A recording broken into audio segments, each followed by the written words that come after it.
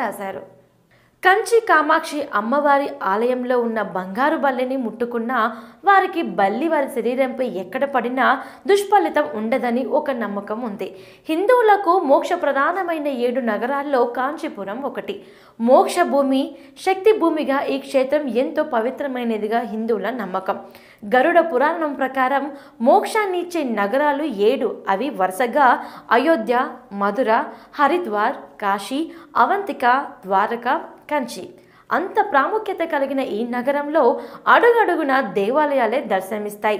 బల్లి శరీరం మీద పడిన వారు కాంచీలోని బంగారు బల్లిని ముట్టుకొని వచ్చిన వారి పాదాలకు నమస్కారం చేస్తే బల్లి పడిన దుష్ఫలితం ఉండదని కూడా ప్రజల్లో మరో నమ్మకం కూడా ఉంది.